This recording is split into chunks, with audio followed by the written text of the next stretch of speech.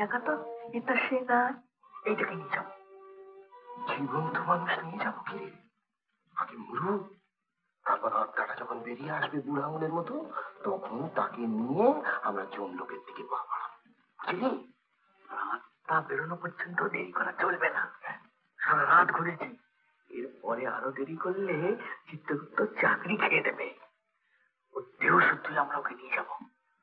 পথে যেতে যেতে যদি প্রাণটা বেরিয়ে যায় তো ভালোই, আর তা না হলে কোনো পাহাড়ের উপর রেখে ভোর পর্যন্ত অপেক্ষা করবো। কিন্তু ভোরের আগে যদি ওর মৃত্যু না হয়, তাহলে আমরা আত্মা পাবো কি করে? পাবো কি করে? ড্যাঙ্গুস মেরে মাথা থেতলে দিলেই আত্মা বেরিয়ে পড়বে। কিন্তু মর্তলোকে আমাদের সে শক্তি কোথায়? তোর এখানে মারবো নাকি? তবে ভুলিয়ে ভালিয়ে জমলোকে নিয়ে যাবো, সেখানে পৌঁছলি তো আমাদের শক্তি আমরা ফিরে পাবো। তারপর জম দুয়ারে গিয়ে ওই ড্যামসে দিয়ে কাটা কাট দুটি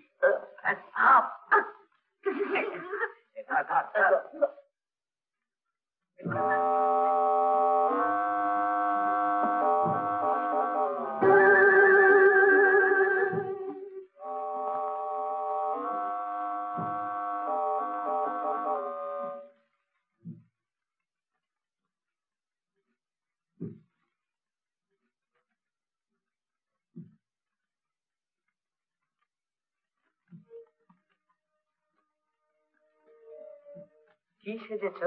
আমরা জমদূত। কি পালা? মহিষাসুর বধ?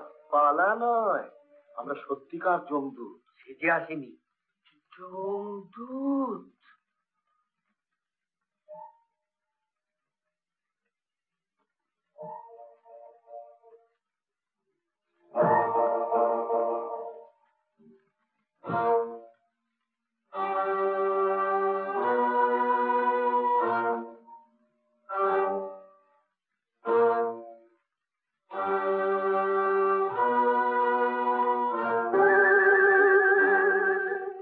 ছাড়ো ছাড়ো বলছি, আমার ধরেছে কেন? আমি কি মরে গেছি নাকি? সেই মরবে কেন? জ্যান্তই তোমায় নিয়ে যাব। কোথায়? জমলোকে। যমরাজ কত করে বলে দিয়েছে তোমায় যেতে, দেখা করেই চলে আসবে। যমরাজ যেতে বলেছে, দেখা করেই ফিরে আসবো। আচ্ছা, ধরো কোনো মেয়ে বিয়ের রাতেই আত্মহত্যা করলো, তাকে জমলোকে দেখতে পাওয়া যাবে? নিশ্চয়ই যাবে, চলো না। সত্যি বলছো?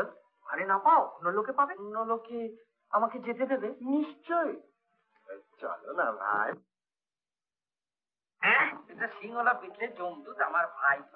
দেখো, যদি গিয়ে দেখি ভাওতা, তাহলে সব লন্ডভন্ড করে দিয়ে আস। পিঠে চাপবো।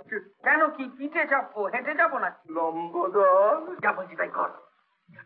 কত কিছু করে আর পিঠে নিতে পারে।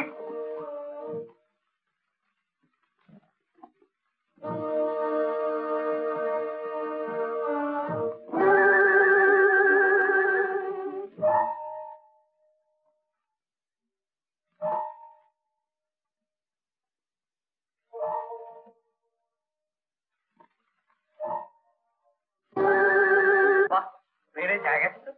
ভাবছি এইরকম একটা জায়গা পেলে মাধুরীর নামে একটা যক্ষা হাসপাতাল বসাবো।